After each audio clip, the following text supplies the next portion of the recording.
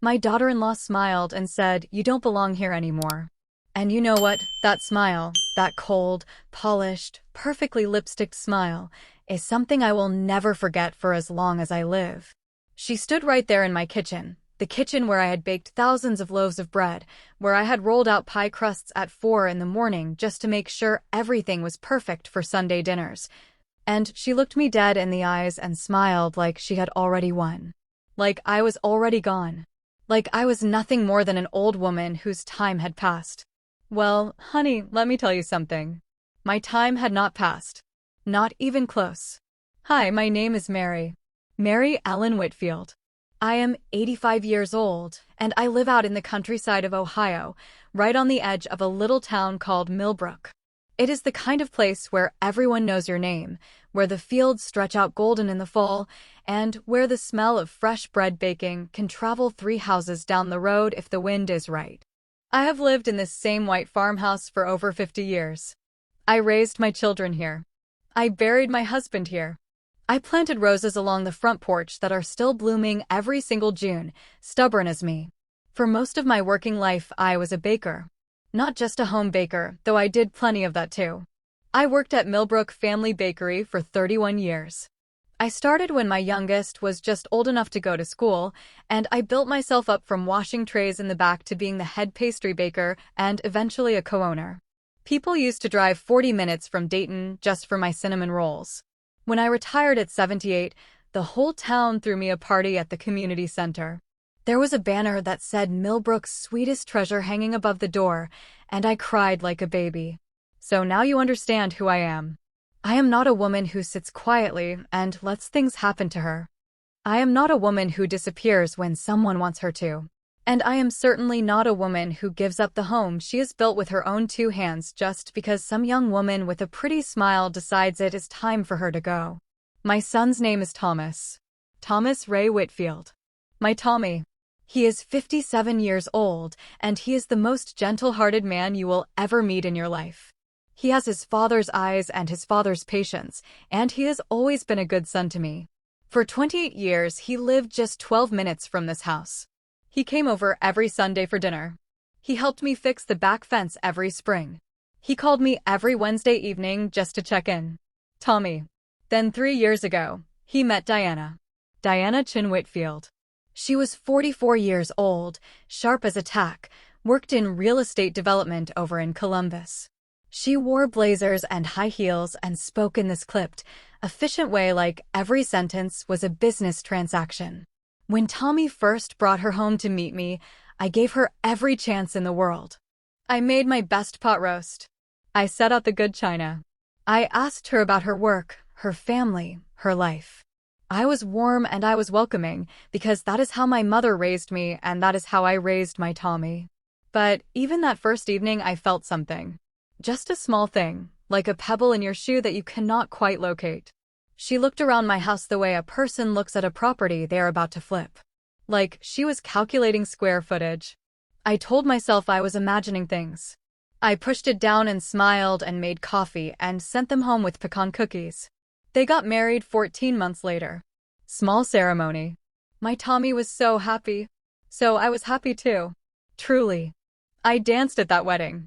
I kissed my new daughter-in-law on the cheek, and I told her she was family now, and I meant every word. For the first year, things were fine. Not close and warm the way I had hoped, but fine. Diana was always polite enough.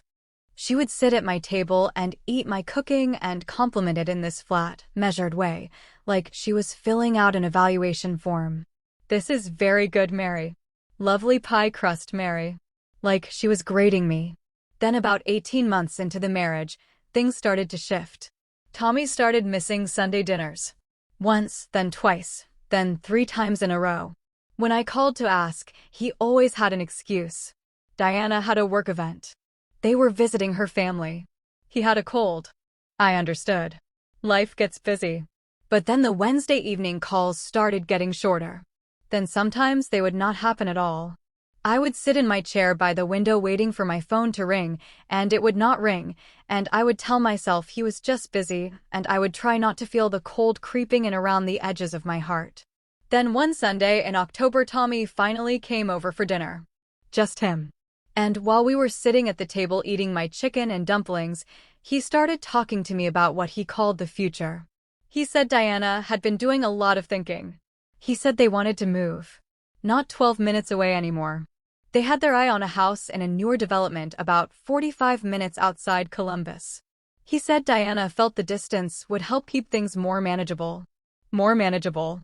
I kept chewing my chicken dumpling and I said, "Manageable how, Tommy?" And he looked down at his plate and said, "She just feels like it would be better for us to have our own space, Mom. She says the drive over here takes up a lot of our weekends." The drive. 12 minutes. That was too much. They moved 3 weeks later. After the move, I saw my Tommy maybe once every 5 or 6 weeks. Diana was always polite when I called, always happy to pass the phone over to Tommy, but there was always something in her voice, this slight tightness, like I was an interruption she was tolerating graciously. I started feeling like I needed permission to call my own son. Then came the morning everything changed. It was a Thursday in February. Cold and gray, the kind of Ohio winter morning that makes your joints ache. I was in my kitchen making oatmeal when I heard a car pull into my driveway. I looked out the window and it was Diana's white SUV. No Tommy, just Diana. She came in through the front door without knocking, which she had never done before, and she stood in the entryway of my house in her long gray coat and her high heels, and she looked at me with that smile. "Mary," she said, "I think it is time we talked." She came into my kitchen and sat down at my table as if she owned it. She set her leather bag on the chair beside her, and she folded her hands on the tabletop, and she looked at me with the calm, practiced expression of a person who had rehearsed this conversation 100 times. She told me she and Tommy had been thinking about family structure.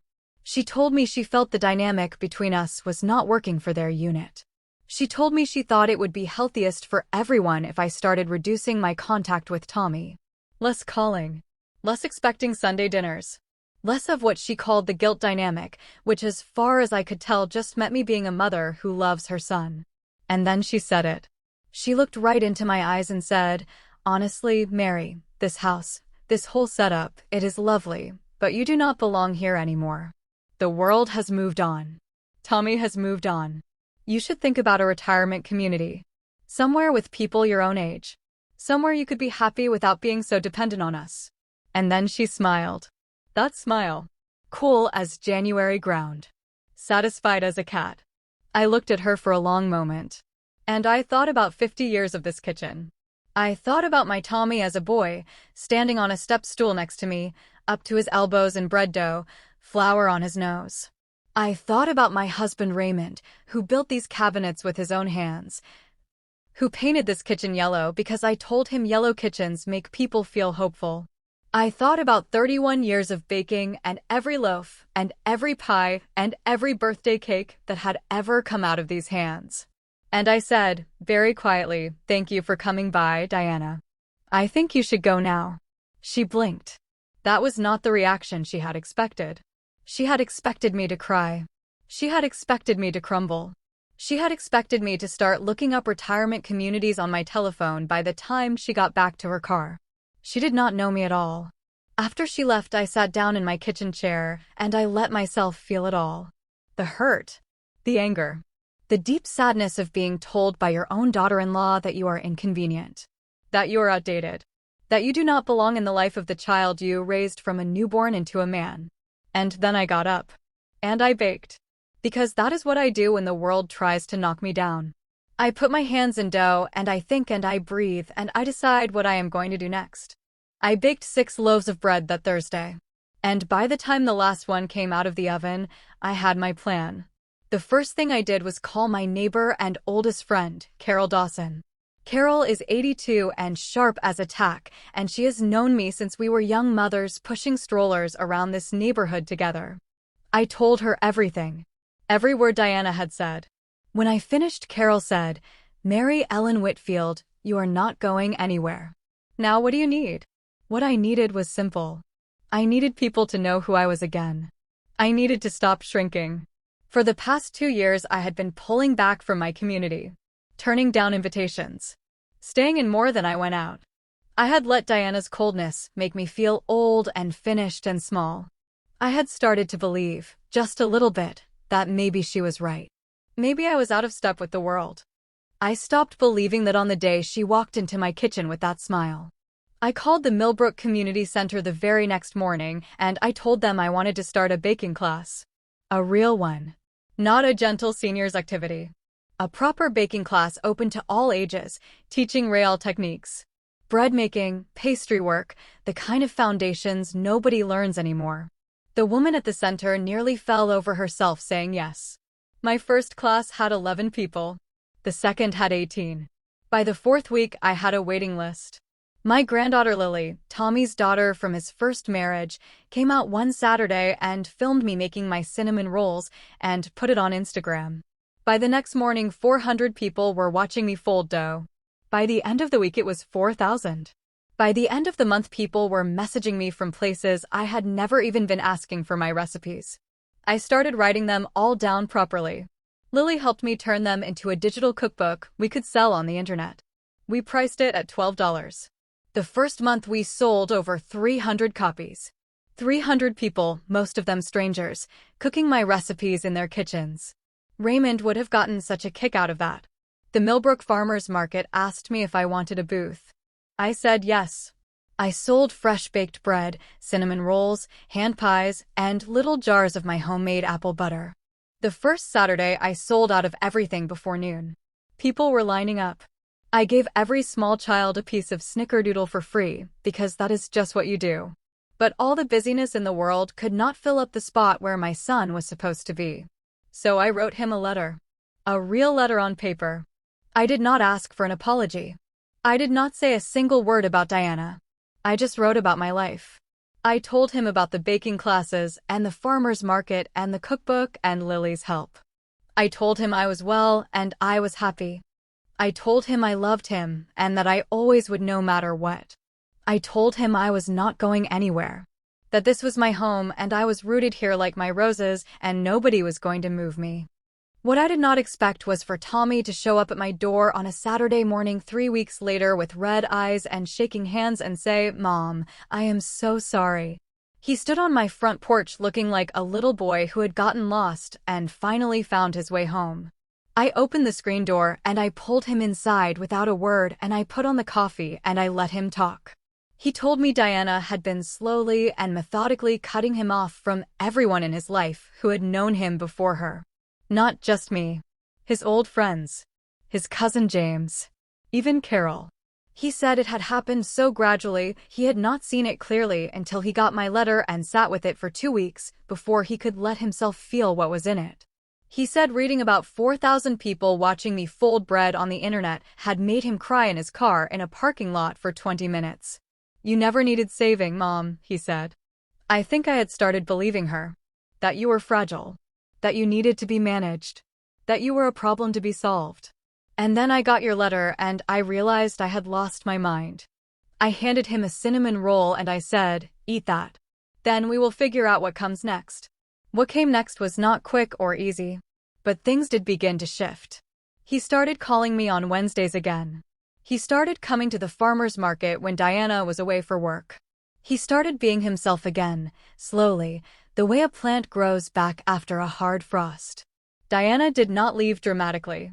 There was no screaming fight, no thrown dishes. She simply, over about 6 months, stopped pretending. When she realized Tommy was not going to keep choosing her over everyone he loved, she began spending more time in Columbus and less time at home. By last summer, they had agreed to separate. Quietly and officially and without much ceremony, they were done. Tommy came to my last farmer's market Saturday and stood behind my table and helped me bag the bread and charm the customers, and he looked like a man who had found something he had lost.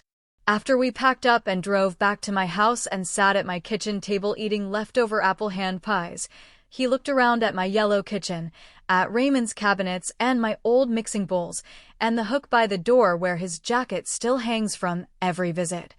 And he said, "This is still the best place in the world." I looked at my son. "My Tommy." "It always was," I said. "I want to tell you something, and I want you to hear it clearly. I am 85 years old. My hands have made more bread than I could ever count. I have buried a husband I loved with everything I had. I have raised children and watched them make mistakes and find their way back. I have watched the world change around me many times. Nobody gets to tell me I do not belong. Not in this house. Not in this family. Not in this life. Diana smiled and said I was done. The thing about women like me is we were never even slightly close to done. Tell me where you are watching from. Drop your city in the comments right down below. And if this story meant something to you, if you thought about your own grandma while you were listening, please give this video a like and share it with somebody who needs to hear it today. If you want more stories from this old Ohio kitchen, go ahead and subscribe because, honey, I have got plenty more where this came from. I will see you next time.